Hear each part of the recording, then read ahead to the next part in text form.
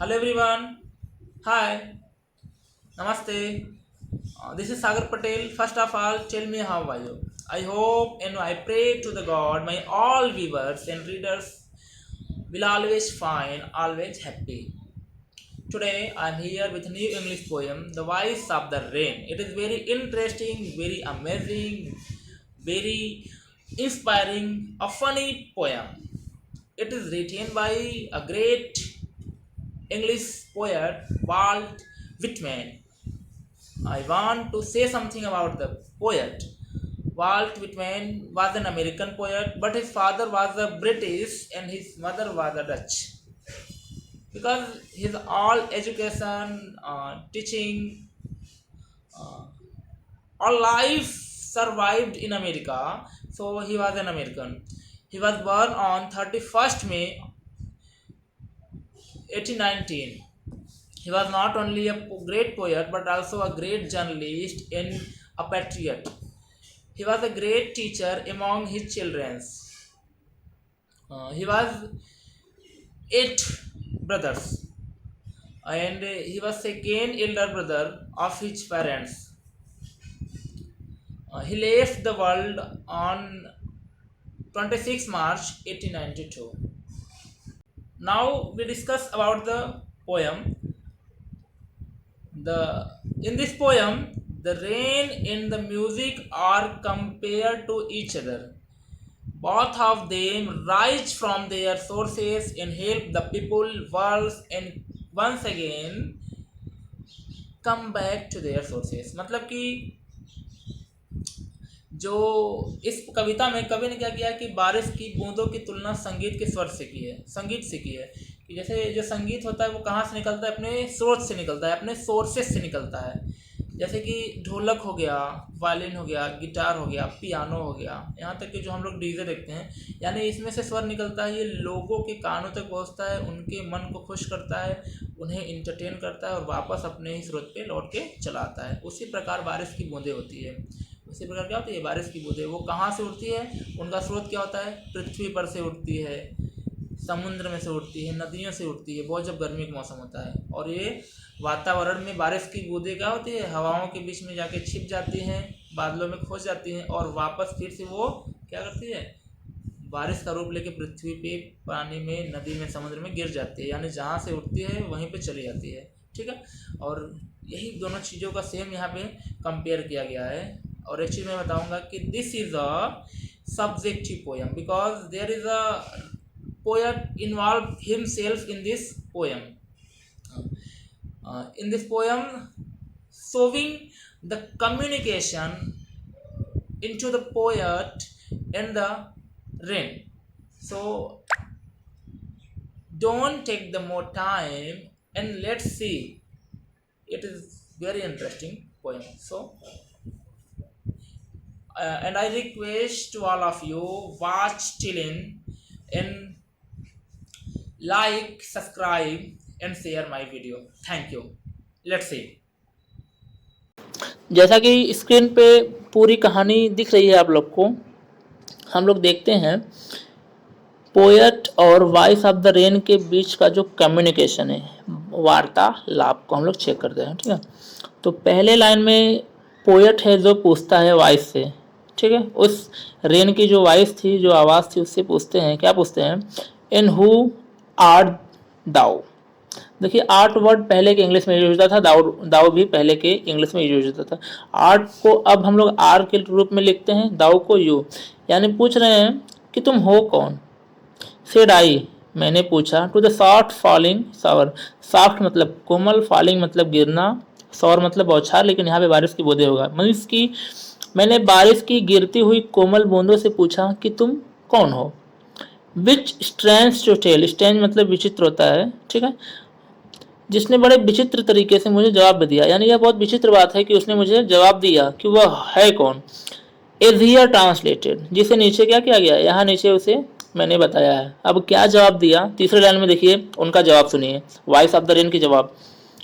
I am the poem of the earth, said the voice of the rain. ठीक, बारिश की आवाज ने कहा कि मैं पृथ्वी की कविता हूँ। इटर्नल मतलब अंत, अनंत, लगातार, इटर्नल मतलब लगातार, अनंत यानी जो खत्म ना हो, यानी मैं क्या करती हूँ लगातार। आई राइज, मैं उठती हूँ। इम्पैल्पेबल, इम्पैल्पेबल मतलब कि एक ऐसी चीज जिसे ना आप कभी देखा हो ना उसे कभी आप टच किए हो। A thing can't be touch, never be touch, never be seen. ठीक, तो कह रहे हैं कि मैं उठती हूँ अदृश्य रूप से। मैं अदृश्य मतलब कि जिसे आप ना देखोगे उसको क्या बोलोगे, अदृश्य।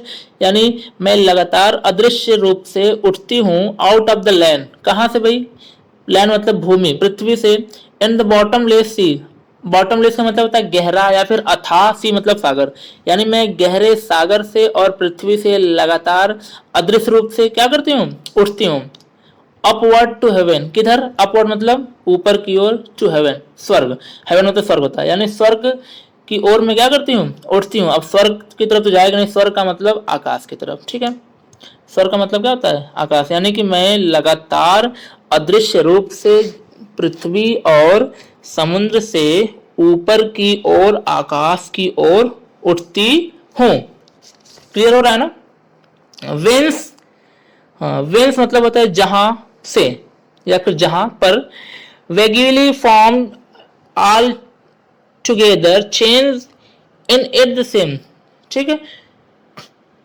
इसका मतलब होता है जहां मैं देखिए वेगुली का मतलब होता है धुंधला। अब देखिए ना धुआं होता है ना बादल में, यानी कह रही है कि जहां मैं धुंधला फॉर्म, धुंधला रूप धारण कर लेती हूँ, ठीक है। मैं धुंधला रूप धारण कर लेती हूँ। और ऑल टुगेदर चेंज, मेरा जो रूप है मैं पूरी तरह से क्या कर लेती हूँ, मेरे रूप को मैं पूरी तरह से बदल लेती हूँ। इन एट द सेम, एट मतलब फिर भी, लेकिन फिर भी मैं वही हूँ। मतलब मेरा रूप जो नीचे था, जमीन पे था, समुद्र में था, वो तो पानी था। मैं आकाश में गई तो धुंधला मतलब हवा बन गई, वाष्प बन गई, बदल गया ना मेरा रूप, लेकिन फिर भी मैं कौन हूँ, वही हूँ।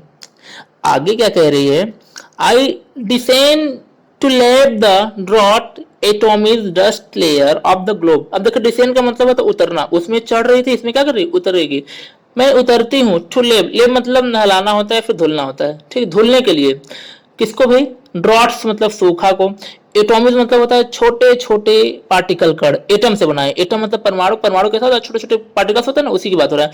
मैं धुलने के लिए नीचे आती हूँ, नीचे उतरती हूँ। किसको, सूखा को, छोटे छोटे कण को। Dust layer of the globe, globe मतलब पृथ्वी, पृथ्वी के धूल के परत को।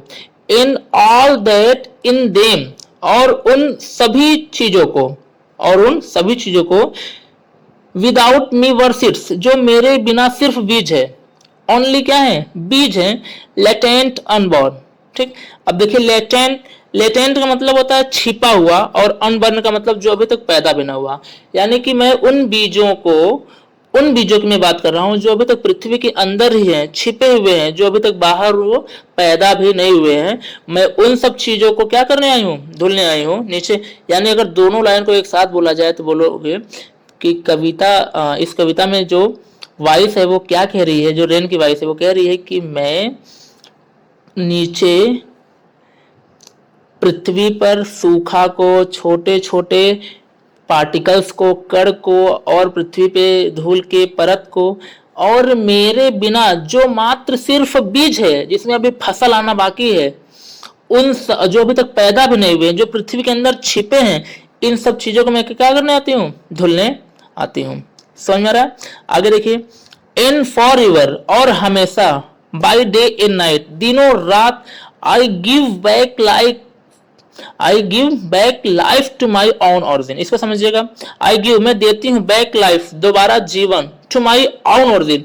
अब देखिए ओरिजिन का मतलब होता है स्रोत, माई ओन मतलब मेरे खुद के, यानी मेरा खुद का जन्म जहां से हुआ है, जहां से मेरे खुद का जन्म का जो स्रोत है, मैं उसे क्या करती हूँ, दिनों रात क्या करती हूँ, वापस जीवन देती हूँ। कहने का मतलब है कि मैं पृथ्वी पे बरसती हूँ, पृथ्वी की चीज़ों को हरा भरा करती हूँ, जो चीज़ अभी बीज था उसको फसल बनाती हूँ, धूल कण को धुल देती हूँ।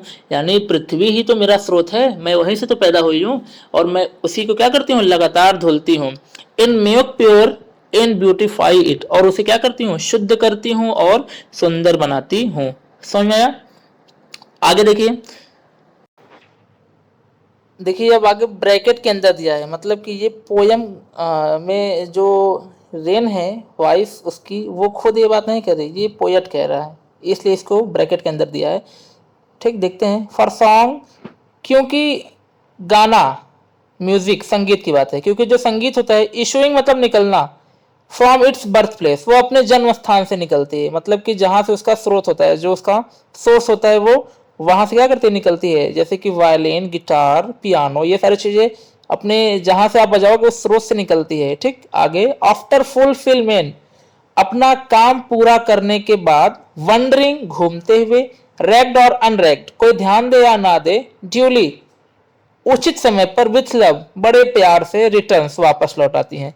मतलब कि जैसे संगीत जो होता है जहां से निकलती है और वो उसके बाद क्या करती है, लोगों तक पहुंचती है, लोगों के मन को ठंडक पहुंचाती है, लोगों को एंटरटेन करती है, खुशियां देती हैं, और उसके बाद जब उसका काम खत्म हो जाता है तो घूमते फिरते, कोई ध्यान दे या ना दे, और वापस क्या चली जाती है। ठीक है, इसी तरह से बारिश की बूंदें भी होती हैं। वो बारिश की जो बूंदें होती हैं वो पृथ्वी से ही ऊपर जाती हैं, ज़मीन से, नदी से, नाले से, समुद्र से, और फिर उसके बाद वो हवाओं में, बादलों में छिप जाती हैं, और कुछ देर बाद, कुछ बरसात के समय में वापस पृथ्वी पे आती हैं और अपना काम कर देती हैं। यानी कि जिस स्रोत से वो जाती है उसी स्रोत पे वापस चली आती है। यानी इन दोनों का कंपेयर किया था। तो मैं उम्मीद करूंगा कि आप लोग को कहानी पसंद आया हो, कविता अच्छा लगा हो, और एक बार फिर से मैं कहूँगा कि मेरे चैनल को आप लोग सब्सक्राइब करें, शेयर करें, वीडियो को लाइक करें। आज के लिए धन्यवाद। मिलते हैं फिर नेक्स्ट वीडियो में कुछ और बातों के साथ। Bye bye.